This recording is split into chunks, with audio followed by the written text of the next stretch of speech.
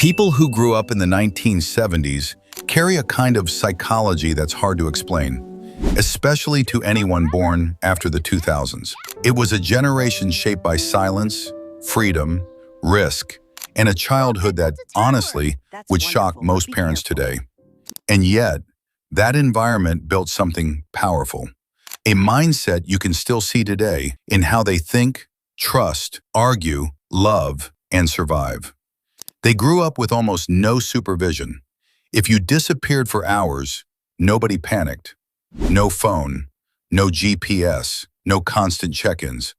Just a bicycle, a few friends, and one simple rule: be home before dark. And even that rule wasn't always strict. But psychologically, this created something rare today: a quiet confidence. People from that era often carry this inner belief: I'll figure it out, even when they don't know how. And if you really want to understand them, you have to look at the generation before them. Most of their parents lived through World War II or were raised right after it. Think about that. Growing up with parents who experienced real fear, real hunger, real sacrifice. Those parents didn't talk much about emotions. They didn't complain. They didn't fall apart. They just endured. And without even realizing it, they passed that survival mindset down. That's why kids from the 70s matured early. Responsibility wasn't taught in lessons. It was part of daily life. You didn't wait for help. You were the help. Something broke? You fixed it. Something went wrong? You adapted. Replacing things wasn't the first option. Figuring things out was. And here's what most people overlook.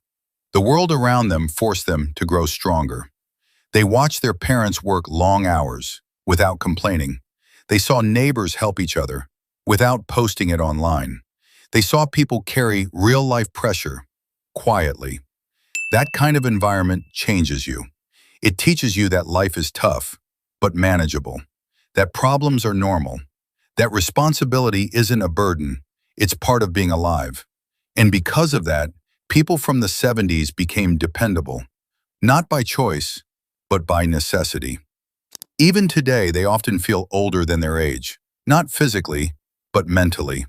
Their wisdom didn't come from books. It came from watching life unfold, unfiltered.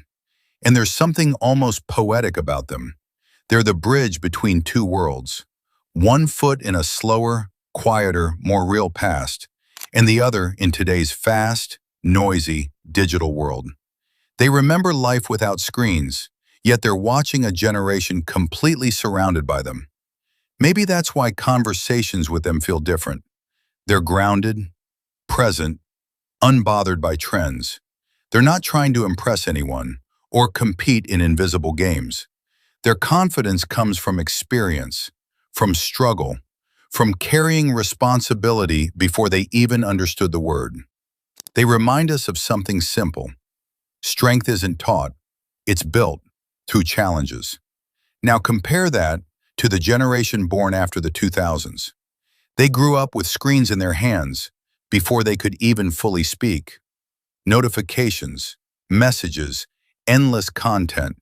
Their brains have been running nonstop since childhood, and the effects are everywhere.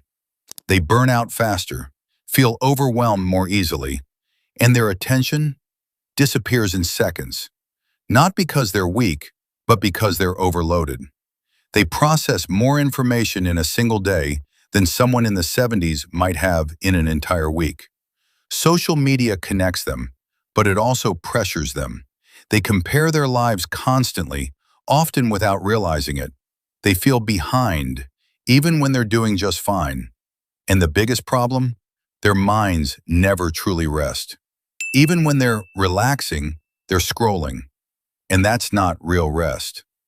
This generation is intelligent, creative, open-minded, but also mentally exhausted, overstimulated, emotionally drained in ways older generations never experienced. They're growing up in a world moving faster than the human brain was designed for, and they're trying to keep up, one notification at a time. So here's the question: which generation do you think had it harder, and why? And tell me this: Are you from before 1980 or after? I want to know where you stand. And if this made you see things differently, hit subscribe.